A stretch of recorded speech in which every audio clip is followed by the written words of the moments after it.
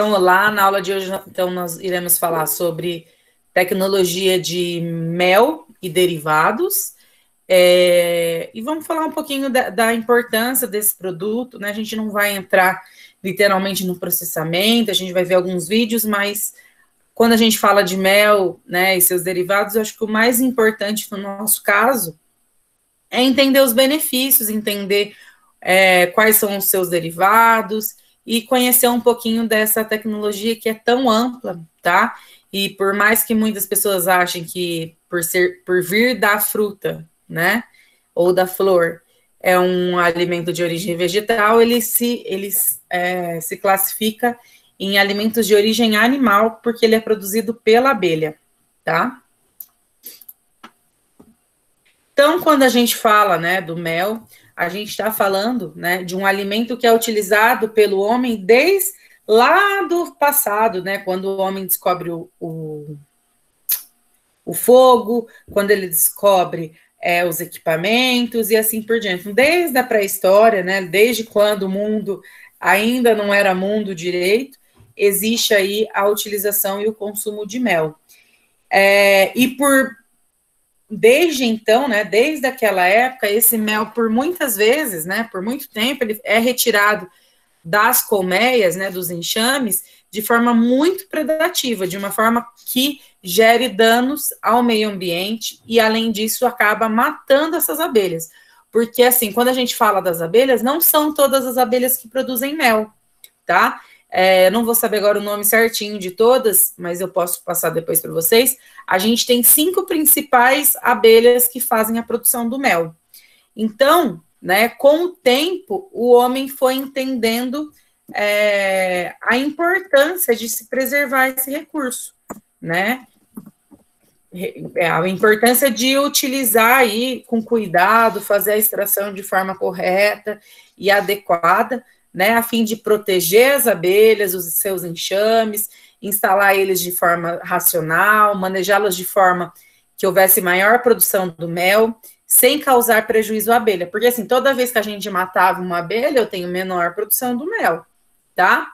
E aí, a partir disso, acaba surgindo a apicultura, que é a tecnologia que vai trabalhar e tratar do mel, tá? E aí, né, essa atividade vem atravessando o tempo, ganhando o mundo e acaba se tornando uma fonte de renda muito preciosa e valiosa para diversas famílias, tá? Por quê? Porque quando a gente fala do mel, eu não só produzo mel, eu posso produzir outros produtos, tá? Então, eu posso produzir pólen, apícola, geleia real, as rainhas, tá? Para começar outra povoação de abelhas, polinização de apitoxina, ceras, tá? Além disso, tem pessoas que produzem e criam enxames e abelhas, tá? Então, também você acaba vendendo essas abelhas para produzir o mel, para produzir os seus derivados, tá? Só para vocês terem ideia, o Brasil está ali em torno do 6º, 5º produtor de mel, tá? Então, ele fica atrás, né, da China, Estados Unidos, Argentina, México e Canadá.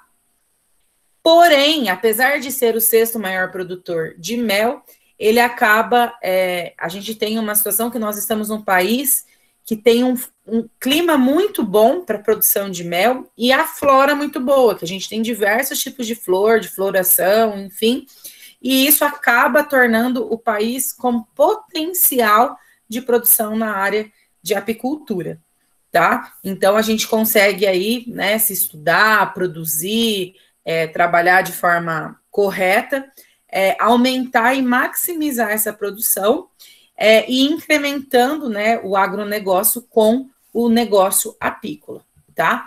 Só que não é simples, vou criar abelha, vou colocar lá as colmeias e elas vão começar a produzir mel. Não é simples assim, tá? Eu preciso conhecer biologia, preciso conhecer os tipos de abelha que fazem a produção do mel, como fazer um manejo, a colheita desse mel, quais são as pragas e doenças que podem afetar os enxames, e qual que é a importância econômica, de mercado e de comercialização desse produto. Então, quando a gente fala de mel, ele tem muita coisa para falar, que muitas vezes a gente até é muito difícil a gente encontrar material, né, com relação à produção de mel.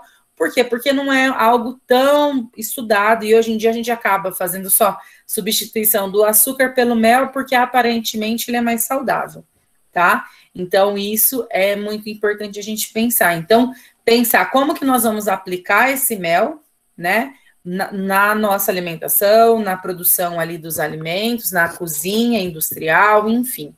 Né? E sempre lembrar, gente, quando eu falo do mel, por exemplo, eu não posso oferecer aí mel para crianças, né, menores aí de 2 anos, por quê? Porque ele pode, não quer dizer que tem, mas pode ter a toxina botulínica, que se uma criança consumir e tiver essa toxina, possivelmente ela vai ser levada à morte, tá?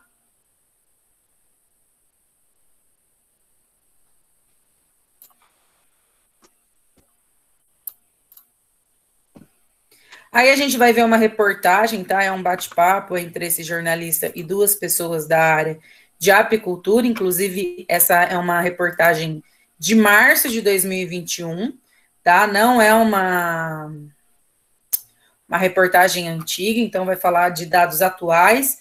E só para vocês saberem, o estado do Paraná é um dos maiores estados que fazem produção de mel. E uma das cidades que mais produz é Maringá, ali no redor de Maringá. E aí eu acho que é produtor de Maringá que fala, agora não sei se é produtor ou se é professor, de Maringá que vai falar um pouquinho dessa produção, tá? Então, presta um pouquinho de atenção aí, que eu acho que vai ser bem interessante, apesar de ser uma reportagem, tá?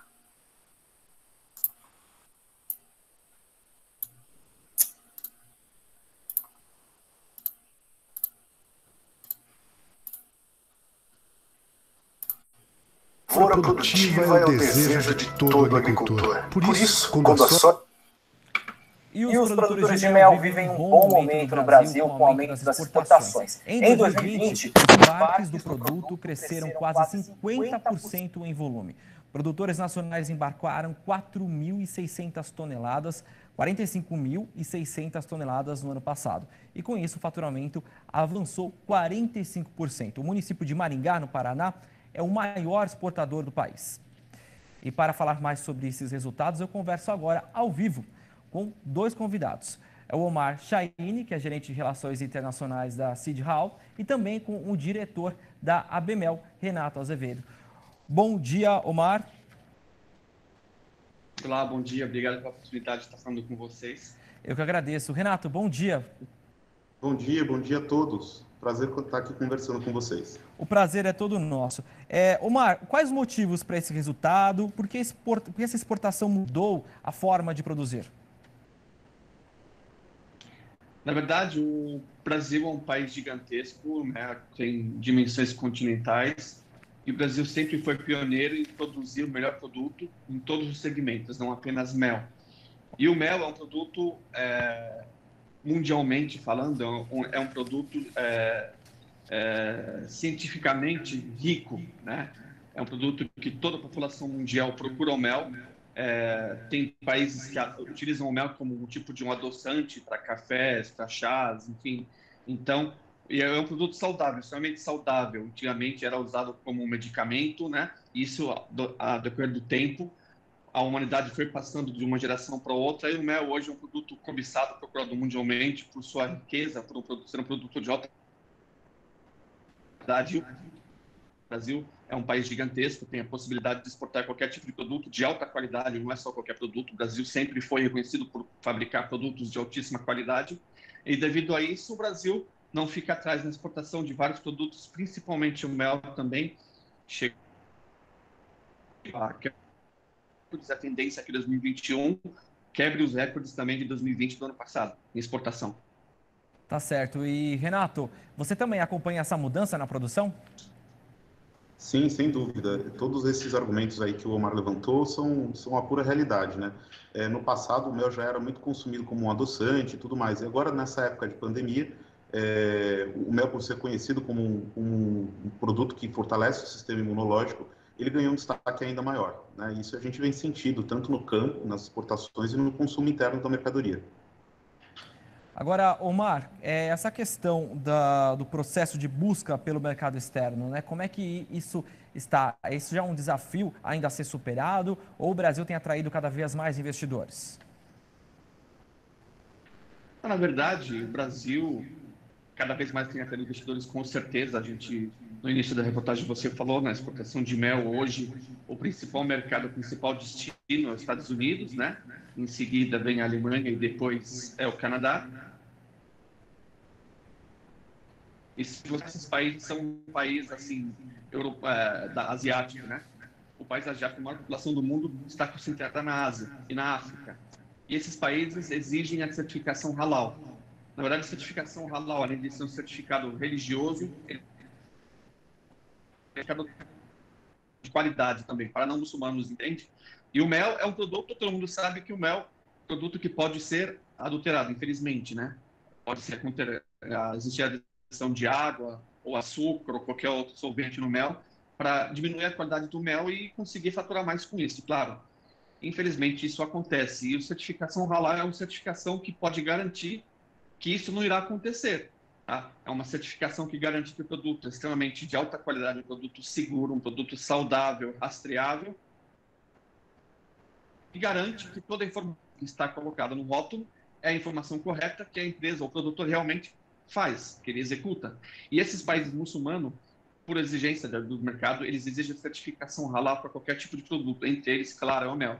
Então, se você for ver os países da Ásia em geral, países da África, norte-africano, Oriente Médio, enfim, e até mesmo da Europa, né, são países que exigem a certificação halal. E o Brasil ainda está iniciante para a certificação halal para esse produto, lógico, não para qualquer coisa, né? O Brasil é o maior exportador halal do mundo, mas para o mel especificamente, iniciou a certificação de mel recentemente. Então, devido a isso, talvez essas exportações não atingiram o mercado muçulmano halal, que movimenta cerca de 3,2 trilhão de dólares anual. Tá certo. E, Renato, quais os desafios ainda para agregação de valor ao produto, essa questão também da rastreabilidade, que são pontos aí cruciais para abrir novos mercados, né? Essa questão levantada da autenticidade do produto, da qualidade do produto, é sem dúvida um desafio, né? Existe muita falsificação de mel, isso é verdade.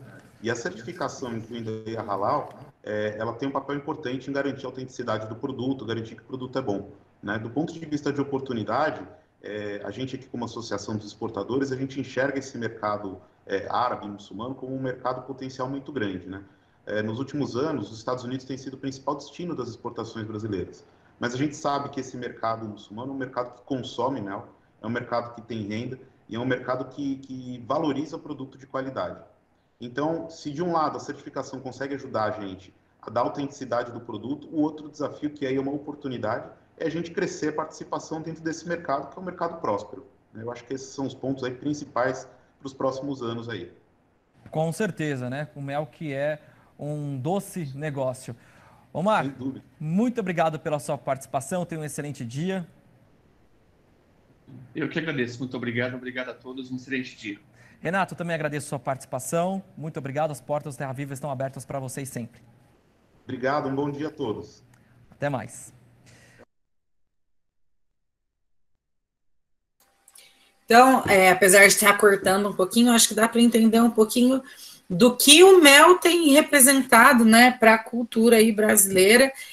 Acaba mudando muito, né? Hoje Maringá é a cidade que mais exporta do mundo, do Brasil para o mundo. Mas às vezes acontece de diminuir, até estava dando uma olhada de novo. O Paraná perdeu para Rondônia, né? Para Rondônia, daí muda, enfim. E o Brasil, então, ele é um grande produtor, tem aí uma boa possibilidade de produzir cada vez mais, mas ainda é um bebê nesse processo de produção aí da área de apicultura, tá? Então, ele pode, ele deve, na verdade, né? Deveria buscar mais informação, melhorar as tecnologias, melhorar os seus sistemas, para que a gente conseguisse aí de forma efetiva, né, aumentar a produção, aumentar o consumo da população brasileira, porque muitas pessoas hoje em dia acabam não consumindo ou só consomem, né, igual ele comenta ali, as pessoas começaram a consumir depois da pandemia, né, e o mel, muitas vezes, ele é trazido para as pessoas, falam assim, vou comer mel, tomar mel, enfim, quando elas estão gripadas, quando elas estão doentes, né, e o mel não é só para isso, ele é uma ótima fonte de alimentação também, ele tem uma ótima fonte de composição aí, que a gente vai falar um pouquinho nos próximos slides, tá? E aí, né, então, quando a gente fala, então, desse mel, a gente precisa entender, né, que o mel, ele é um produto sintetizado a partir da coleta do néctar das frutas pela abelha, tá? Então, o que acontece? A abelha vai lá, consome, né, coleta esse néctar, processa esse mel no seu organismo, adiciona vitaminas, enzimas, sais minerais, deixa ele rico em nutrientes, e aí ela vai lá e deposita, né, nas colmeias. Então, o mel, ele, para a gente produzir, para a gente consumir, ele precisa ser produzido e processado dentro dos padrões de qualidade, então, em boas práticas de fabricação, né, padrões tecnológicos de higiene, para a gente garantir e continuar com um alto grau de pureza nesse mel, tá? Porque ele pode ali ter impureza se eu não tenho uma ótima higienização. E por isso que a gente precisa conhecer aí as técnicas de manejo, de condições de produção, armazenamento, né? E também entender sobre as técnicas de coleta, processamento, manipulação e envase desse mel, sempre preocupando-se, né, com a qualidade do produto que eu vou oferecer a esse mercado consumidor. Então, pensar se tem ali algum problema de contaminação, se tem alguma situação que não vai fazer bem para a saúde do meu consumidor, e aí, né, evitar ou não de usar ali esse mel na produção, tá? Então,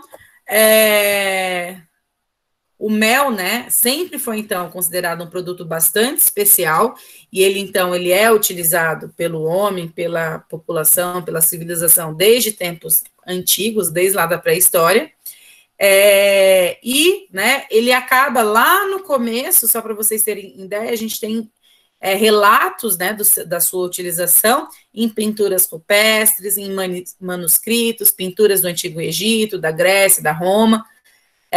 Além disso, né, na própria Bíblia, lá no Antigo Testamento, a gente ouve falar sobre isso. Quem não é cristão, enfim, a Bíblia, ele é um livro de história, né, não de historinha, mas um livro que conta uma história de uma civilização. Então, ele também pode ser utilizado como uma fonte, né, para a gente entender que esse alimento é utilizado há muito tempo, tá?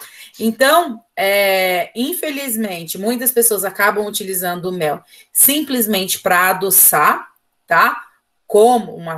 Que é uma ótima fonte, né? Um ótimo substituto para o açúcar, tá? Mas se ele for produzido de forma correta, dentro dos padrões de qualidade, com boas práticas de fabricação, ele acaba se tornando um produto de alta qualidade, onde ele tem alto índice, né, energético, e também os benefícios que os sais minerais, as vitaminas, vão trazer para o nosso corpo devido estar presente nesse produto, tá?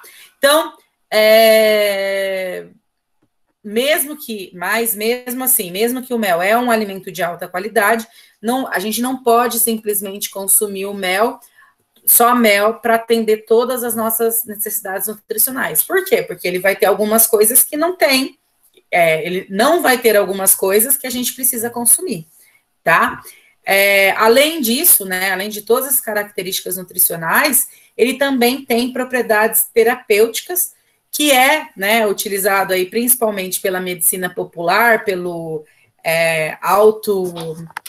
minha avó consumiu, deu certo, a minha tia come, dá bom, a minha mãe fez e deu certo, enfim, né?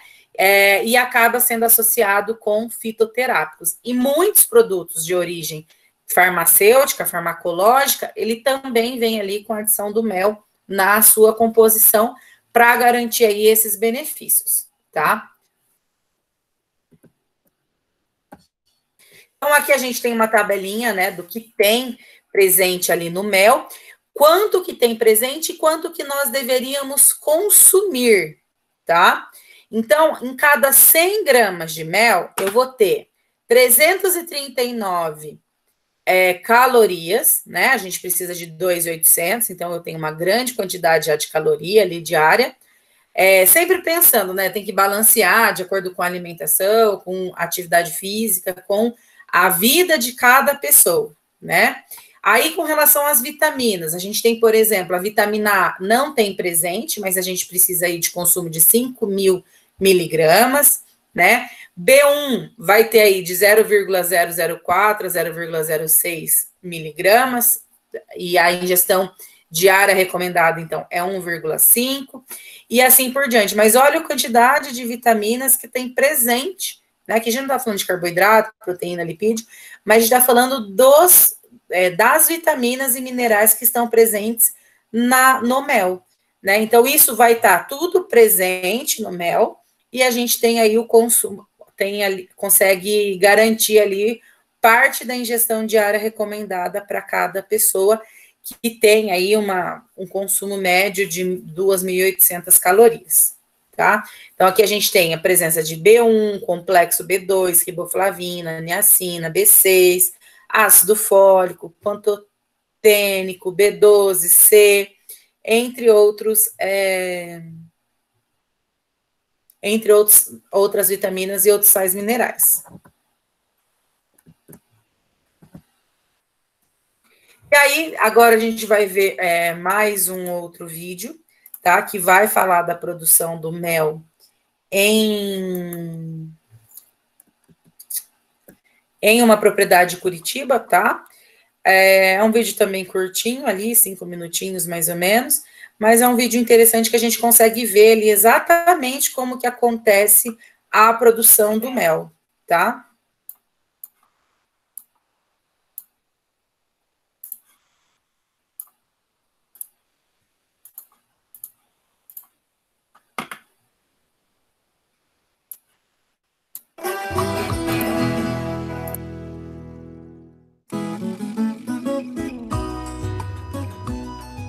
O RIC Rural de hoje começa mostrando a produção do mel. Você sabia que o Paraná é o segundo maior produtor de mel do país? E que o mel brasileiro é considerado o melhor do mundo? E olha que é grande o trabalho que se tem por trás do potinho de mel que a gente compra lá no mercado. Veja por quê.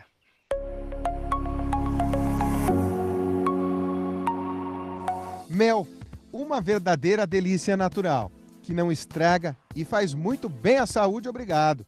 Dele se aproveita tudo. A geleia real vira remédio, o própolis aumenta a imunidade, os favos, depois de muito uso, se tornam velas. Mas para se chegar ao produto final, que vai aí para tua casa, há muito trabalho a ser feito. Um dos trabalhos especiais está nesse laboratório.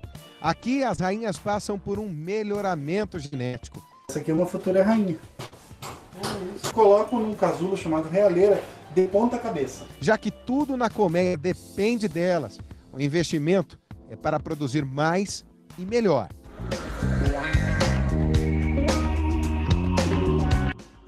O Carlos faz parte da família Sommer, que se dedica à apicultura há quase 100 anos. Gente, nós estamos aqui na oficina do apiário da família do Carlos, onde são feitas as manutenções das presas que são colocadas por aí.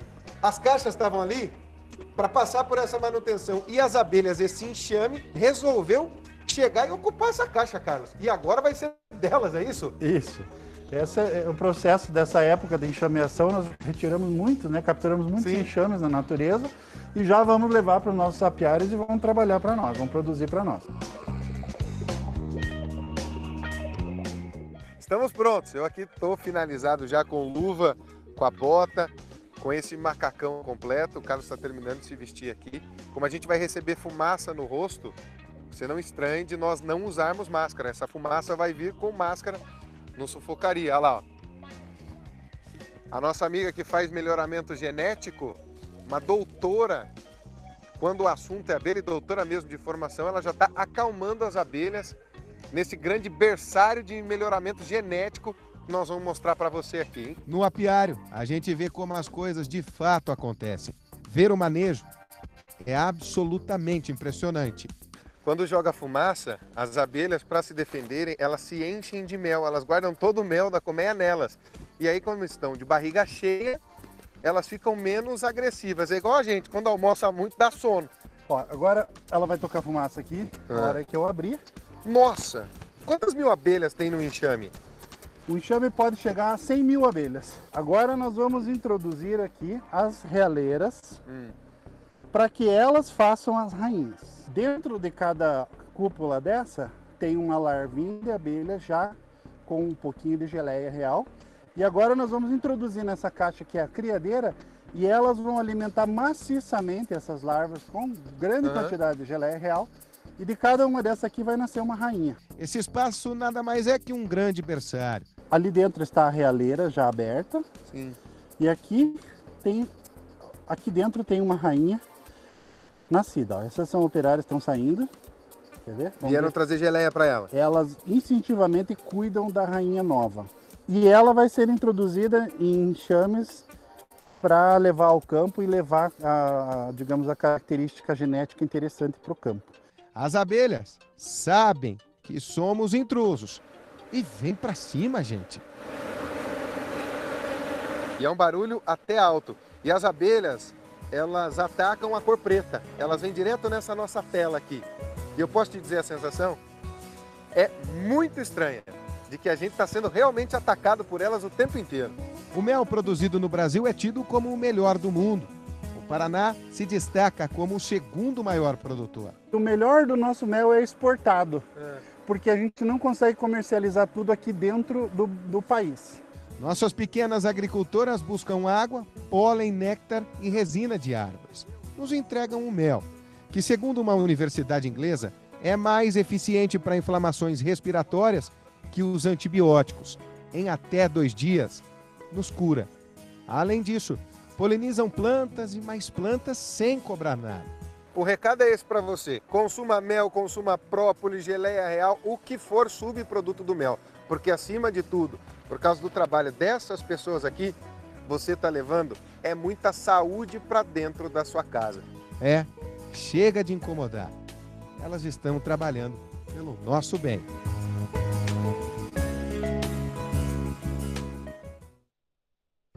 Olá, tudo bem? Fernando Tarim aqui. Eu tô... Vou fazer uma pergunta para o pessoal. Então, né, aqui nesse vídeo a gente consegue ver, né, como que acontece ali a produção, fala ali um pouquinho do melhoramento da abelha. Então, não é simplesmente falar, vou fazer uma caixa de madeira, colocar as abelhas produzir e tá tudo bem. Não é bem assim que funciona, né? Então, a gente tem que ter bastante cuidado aí quando a gente vai falar da produção do mel, tá? Então, quando a gente fala do mel, né, a gente precisa definir, falar um pouquinho da sua origem. Então, ele é uma substância viscosa, aromática e açucarada, que é obtido a partir das flores, né, do néctar das flores, e exudados sacarínicos, né, que as abelhas produzem. Então, a própria abelha, às vezes, consegue produzir aí esses exudados sacarínicos, e aí a gente consegue obter o mel desse processo, tá? Ele tem um aroma, um paladar, uma coloração e uma viscosidade bem específicas, né? E essas características, incluindo as propriedades mecânicas, elas estão sempre relacionadas com a fonte do néctar. Então, se ele tira lá, um exemplo, tá? Do girassol, eu tenho uma característica do mel. Se eu retiro da rosa, eu vou ter uma outra característica, tá? Além, né, de sempre também diferenciar, enfim, a espécie de abelha também pode mudar aí a coloração do mel. Então, a gente tem mel bem amarelo, a gente tem mel bem marrom, a gente tem mel bem vermelho, mas isso tudo não é porque ele está ruim ou estragado, é porque ele foi feito de alguma planta ou alguma flor e algum tipo de abelha bastante específico, tá? E aí, né, a gente vai falar um pouquinho sobre a composição do mel. Então, apesar, né, da gente achar que o mel, ele é basicamente sal, açúcar e água, né, ele tem alguns outros componentes que são aliados, né, que estão ali de acordo com a planta, com a flor que ele foi retirado, tá? E aí, por isso que muitas vezes o mel ele tem um poder de complexidade bastante alto. Então, cada mel vai ter uma característica bastante específica, tá? Mas, de maneira geral e mediana, né, o mel ele vai ter ali 3 principais componentes. Então, o açúcar, a água e diversos, que normalmente está bem relacionado com as vitaminas e os sais minerais, tá? E apesar de ser um produto aparentemente simples, ele tem um alto índice, né? Um alto valor nutricional, além de ser um produto biológico bastante complexo. Então, aqui a gente tem ali a composição básica do mel, tá? Então, aqui eu tirei, acho que de algum artigo. Então, ele é composto aí em porcentagem, tá? Em 100%. Eu tenho, em média, tá, gente? 17,2% de água. E aí eu tenho uma variação, tá? De 13,4% a 22,9%. Por que eu tenho essa diferença? Por causa dessa característica de cada mel ser produzido de uma planta diferente, por abelhas diferentes. E isso tudo vai influenciar na característica e na composição do meu mel, tá? Aí a gente tem a frutose, por exemplo, então eu tenho ali 38,19 de média, glicose 31,28, sacarose 1,31, maltose 7,31 e outros açúcares 1,50, tá? Açúcares totais e outros 3,1. Aí o pH, né, do mel, ele vai ficar em torno aí de 3,91, tem uma acidez de 22, tá?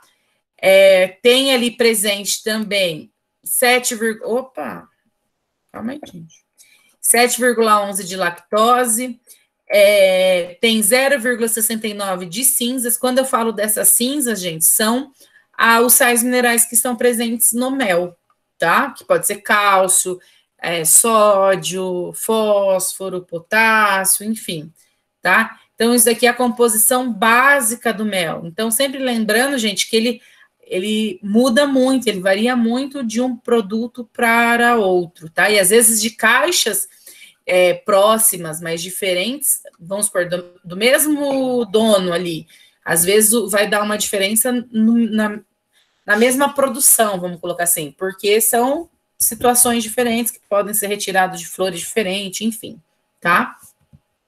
Então, né, como a gente comentou, os principais componentes do mel, então, são os açúcares, água, tá? Sendo os açúcares os principais, os monossacarídeos, que são a frutose e a glicose, tá? E esses dois açúcares, eles representam 80% da quantidade total de açúcar presente ali no meu mel, tá? Então, é muita coisa. Então, se eu tenho 60%, 70% de açúcar, 70 gramas, né, em 100 gramas, um exemplo, 80% disso é só de frutose e glicose, sendo frutose a maior quantidade, tá? Aí eu vou ter os disacarídeos, como a sacarose e a maltose, que juntos vão somar aí 10%, e os demais açúcares somam os outros 10%, tá? Essa concentração dos tipos diferentes de açúcar é o que vai diversificar as propriedades físicas do mel, tá? Quais propriedades físicas são essas? A viscosidade, se ele é mais líquido, se ele é mais denso, tá? A densidade, a higroscopicidade, que é ali o poder de absorção de água, a capacidade de granulação, né? Que é formar aqueles cristais no mel, e os valores calóricos. Então, tudo isso vai depender sempre do mel e da abelha e das flores que eles estão tirando ali o néctar para fazer a produção desse mel, tá? E aí a gente tem um problema muito sério quando a gente fala de mel, que é com relação à fermentação, tá? Então, em alguns casos, né, devido a um alto índice de umidade nesse mel, pode acontecer uma fermentação pela ação de leveduras que se chamam osmofílicas, que são aquelas leveduras que conseguem se reproduzir em quantidade de açúcares elevado. Por quê? Porque o açúcar ele é utilizado, inclusive, como um conservante natural, tá? Mas a gente pode acontecer aí a multiplicação dessas leveduras devido à alta umidade no açúcar, tá? Do mel.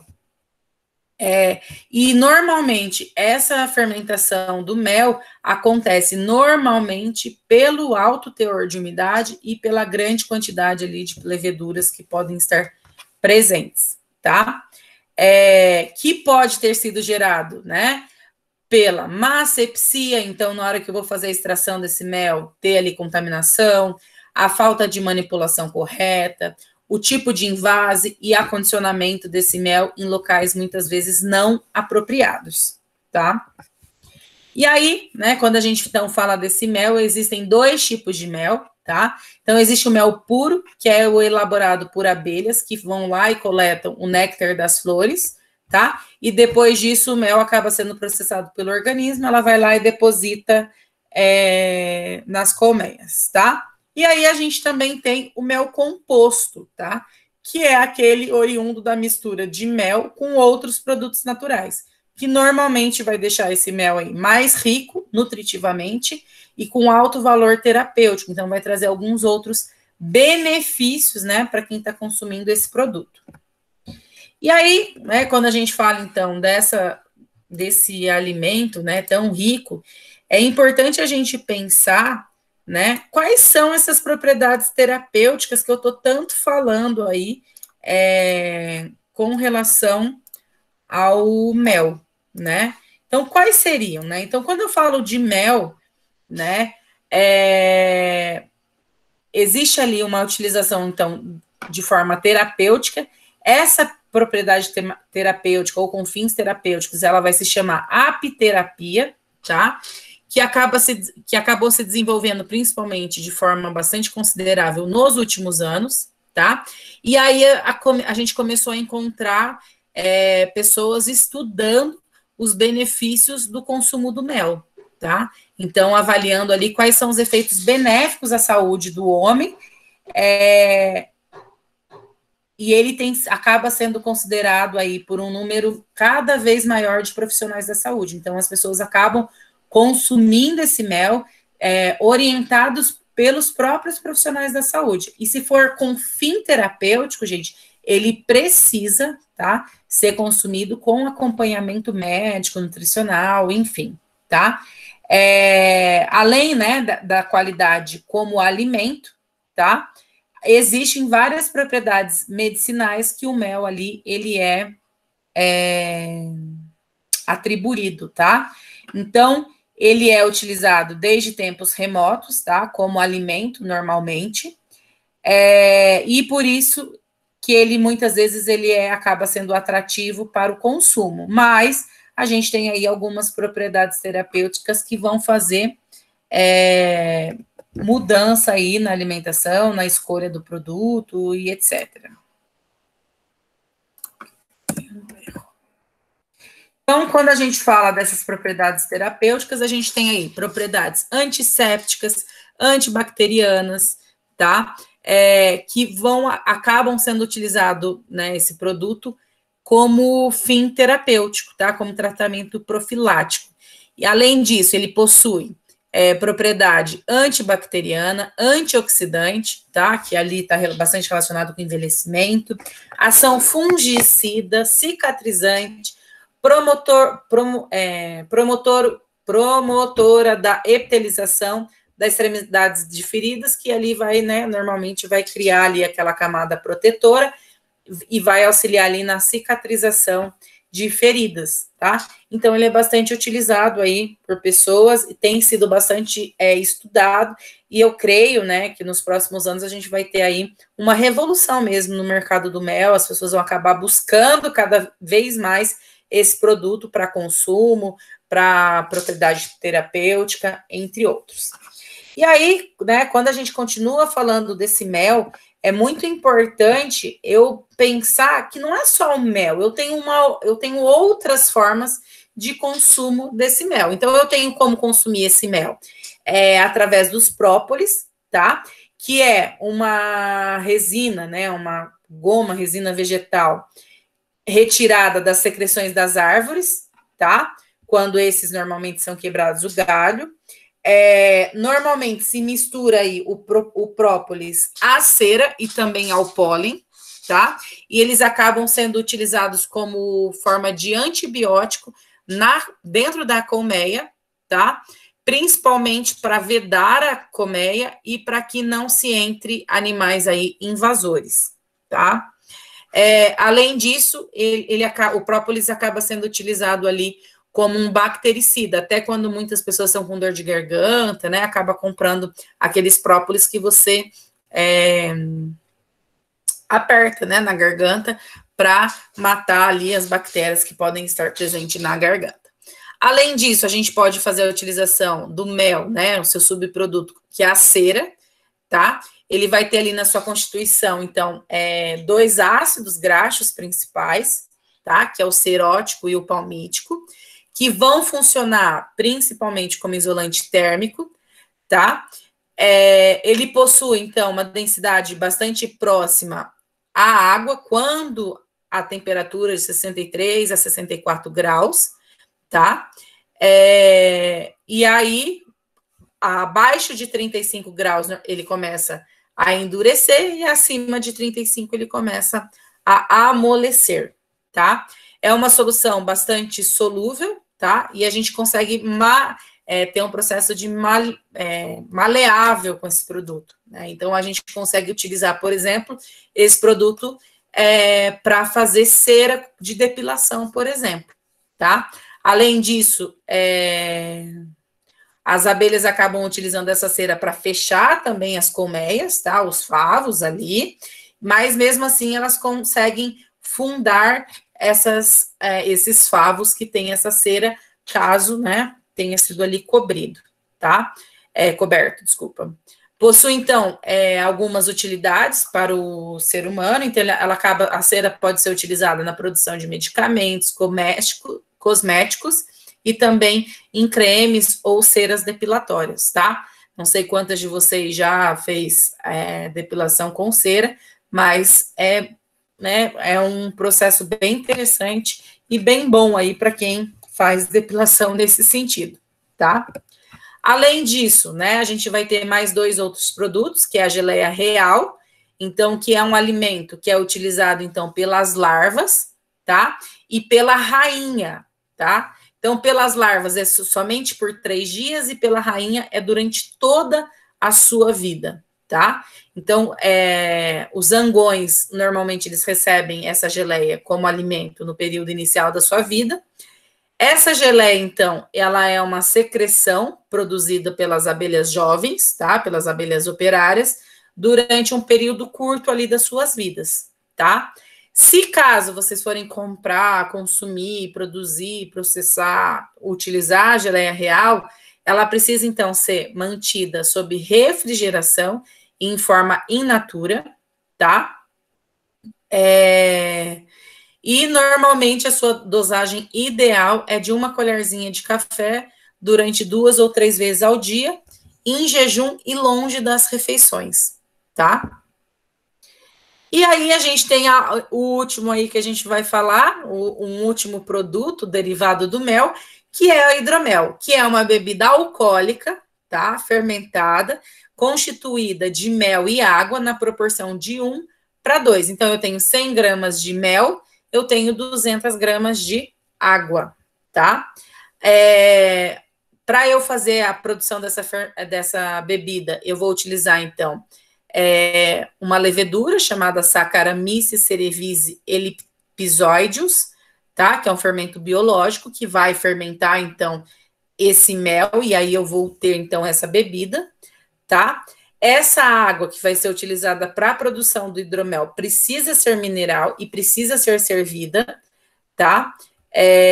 Por quê? Porque se eu utilizar a água da torneira, ela tem ali quantidades razoável de cloro e de flúor, tá? E aí isso pode inibir ali a multiplicação dessas bactérias, dessa levedura, tá? Fica ali um grau entre 10 e 15 graus de teor alcoólico, tá? Com relação a esse hidromel. E, né, para eu melhorar a qualidade dessa bebida, o ideal é envelhecer essa bebida em barris ou tonéis de carvalho, tá? E quanto mais velho o produto, melhor é a qualidade ali da sua produção, tá? Então, eu acho que é bem interessante, aí são produtos que a gente pode acabar produzindo, né, nas nossas empresas, como reutilização do mel, entre outros. E aí, para a gente finalizar, tá? A gente vai ver mais um vídeo, também curtinho, um vídeo bem interessante, que mostra ali o processamento, tá? Do mel. E aí, a gente já conversa mais um pouquinho. Universidade Federal do Rio Grande do Norte busca ajudar A Universidade Federal do Rio Grande do Norte busca ajudar e orientar os pequenos apicultores do estado e também os que estão interessados em iniciar na criação de abelhas. Além dos cursos de capacitação, os produtores podem realizar ainda o processamento do mel colhido.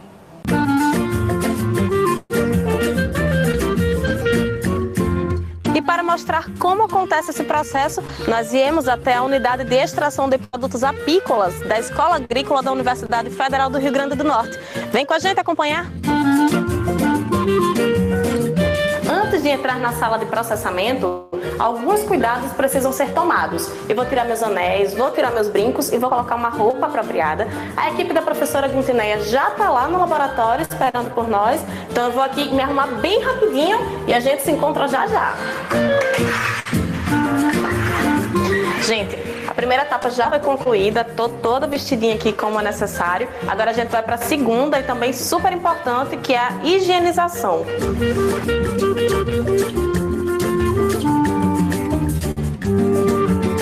A etapa de higienização já acabou e agora eu vou entrar aqui na sala de extração e processamento.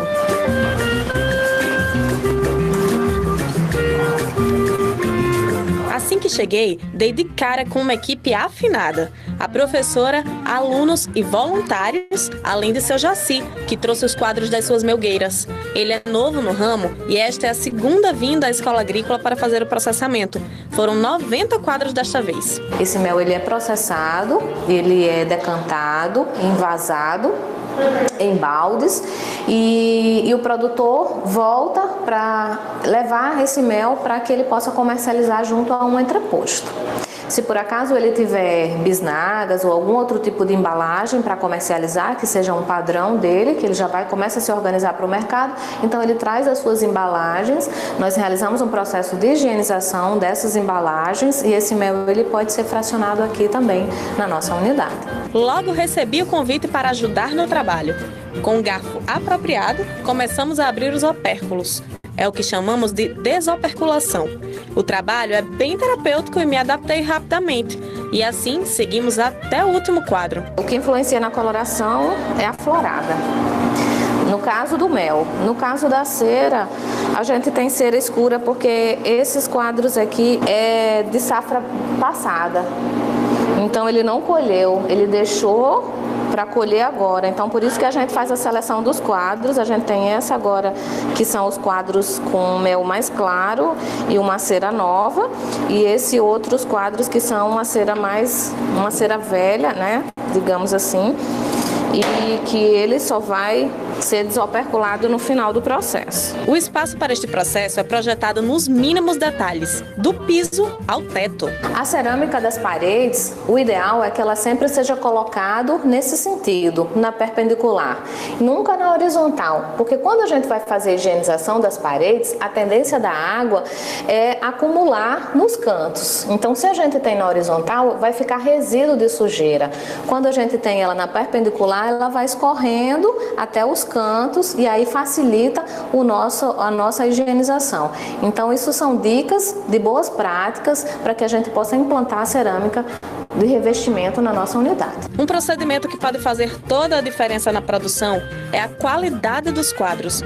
Qualquer imperfeição pode alterar a qualidade do mel. É um quadro largo, né? Aqui a gente tem um quadro mais estreito. A gente observa a importância dessa bitola aqui, ó, entre um quadro e outro. E o padrão de colmeias que a gente utiliza é o modelo Langstroth. Langstroth foi o pesquisador que descobriu que dentro da colmeia as abelhas precisam de espaço, elas não voam, elas andam. Então esse espaço abelha, ele é super importante. Numa colmeia padrão, nós temos 10 quadros. Alguns produtores começaram a usar 9 quadros na melgueira, no intuito de ter um favo mais largo. O que, na verdade, as pesquisas realizadas, elas identificaram, né, já comprovaram que apesar desse favo ser mais largo, nós temos muitos problemas quando a gente vai colocar esses quadros na centrífuga.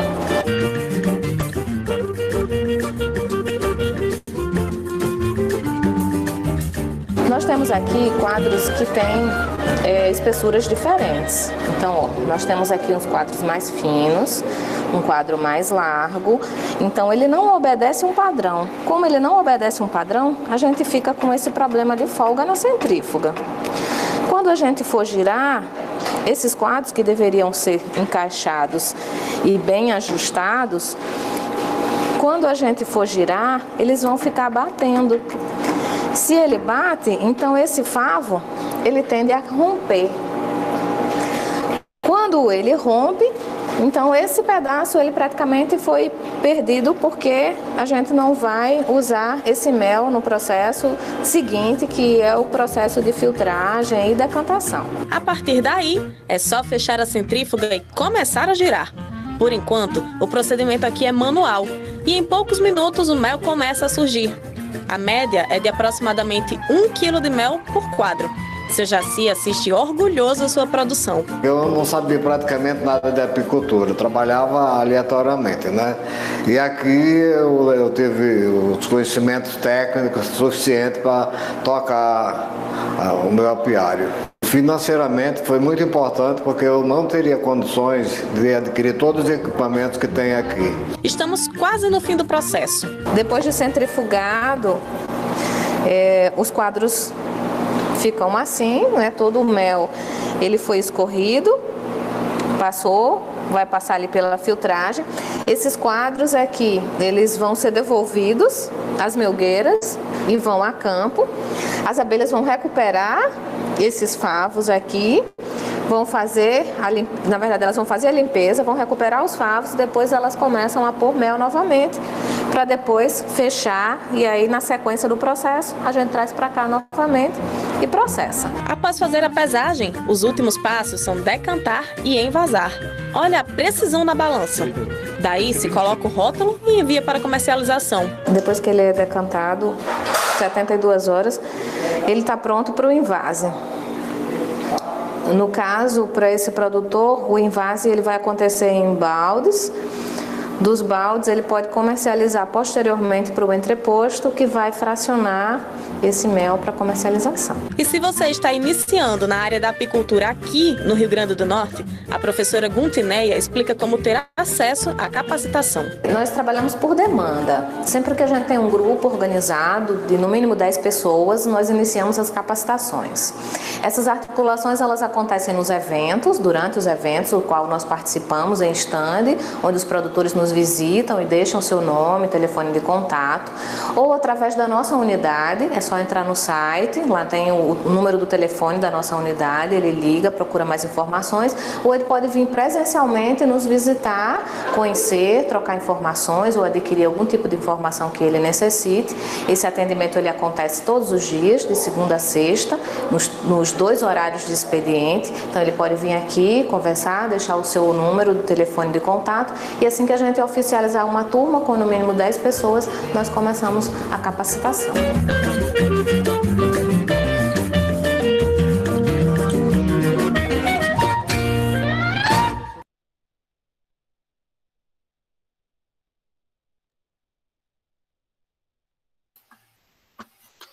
Então, acho que ficou bem legal essa aula, né? A gente conheceu um pouquinho aí sobre o mel, sobre como produz, a importância ali, né, de todos os cuidados. Vocês viram que até o tamanho do quadro ali que fica os favos vai interferir na qualidade do mel, né?